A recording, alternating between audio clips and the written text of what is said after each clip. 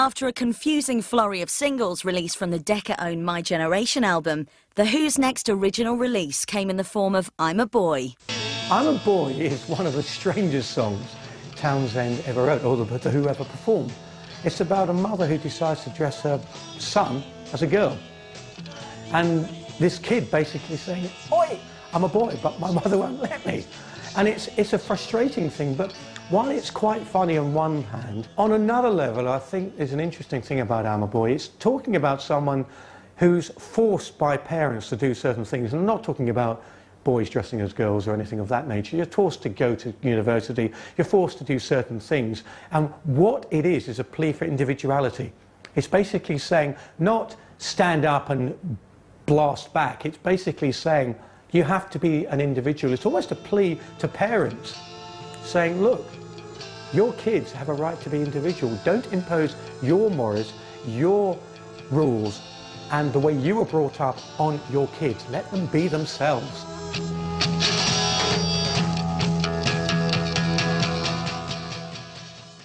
I'm a Boy equalled the success of My Generation, reaching #2 in the charts and confirming The Who as one of Britain's most popular acts. This popularity was demonstrated when the group were asked to front a Ready, Steady, Go special dedicated entirely to them. In conjunction with the show, the band decided to release the soundtrack from the programme as an EP under the name Ready, Steady, Who. However, things were not to go according to plan. Although it was supposed to be the soundtrack of their famed television appearance, they'd been honoured with having a whole edition of Ready, Steady, Go devoted to the band, which is now lost apparently, so you can't actually see it, which is a great tragedy.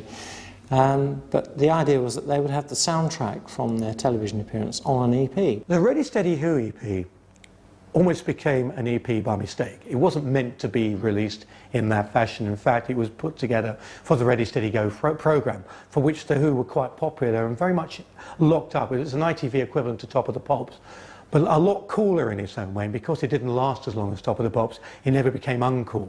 However, it ended up being its own EP. Keith Moon comes to the surface here quite a lot. The Ready, Steady, Who EP was very much Keith Moon's baby because he took lead vocal on 2 numbers. And there was Bucket Tea, which was an album track by Jan and Dean, and also Barbara Ann, which was a single by the Regents that had just been revived by the Beach Boys. And it was reflective of Keith's liking for surf music. I mean, when I say liking, I think that's rather a misnomer, because he didn't just sort of like surf music. I mean, it became more than a hobby, you know, collecting surf records. It became almost a religion. And as I say, Keith took the lead vocals on these. I mean, he wasn't the world's greatest singer, but I mean, there's a lot you can do with reverb and echo and all that sort of thing. And when Bucket Tea was released as a single in Sweden, it went straight to #1. Tea, tea, bucket tea, bucket tea, bucket tea, tea, bucket tea, bucket tea, bucket tea, tea, bucket tea, bucket tea. Found her in a barn in Tennessee, paid $5 for my bucket tea. Took me 3 years of sweat and blood to clean off all that Tennessee mud. My bucket tea, bucket tea, bucket tea, bucket tea, my bucket tea, bucket tea, bucket tea, bucket tea.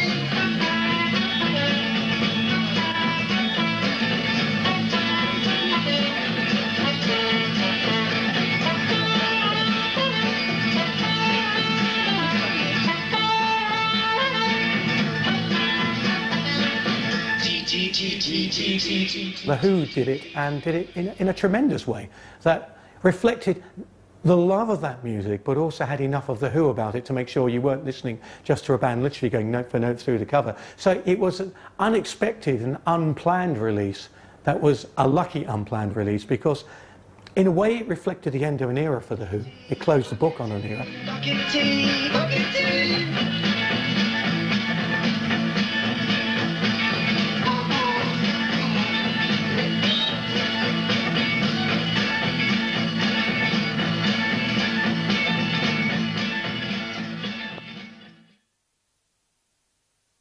As the new era opened, The Who began to concentrate on their second studio album, a quick one.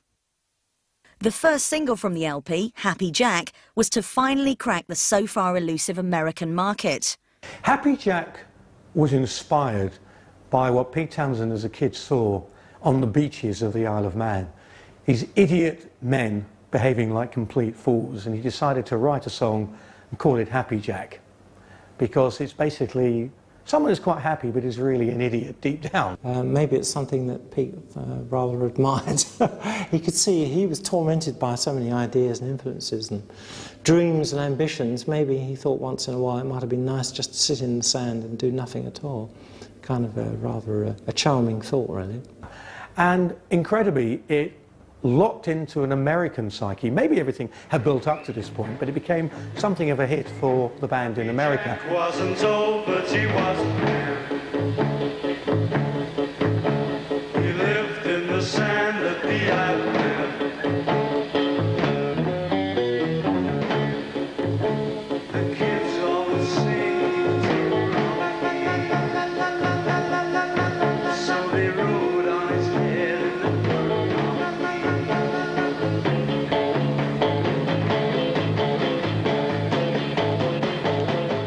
When Happy Jack happened in America, The Who were supposed to do a monkish-type series. And in fact, they even filmed one sequence when they were four robbers trying to break in somewhere to the theme of Happy Jack, and it all goes stupidly wrong. Unfortunately, because they were The Who, they never really had the wherewithal of the monkeys to turn their adventures into a TV series. The monkeys were easily manipulated, The Who weren't. The other interesting thing is right at the end of the song, you can hear Townsend going, "I saw ya." And what that refers to is Keith Moon was banned from the studio.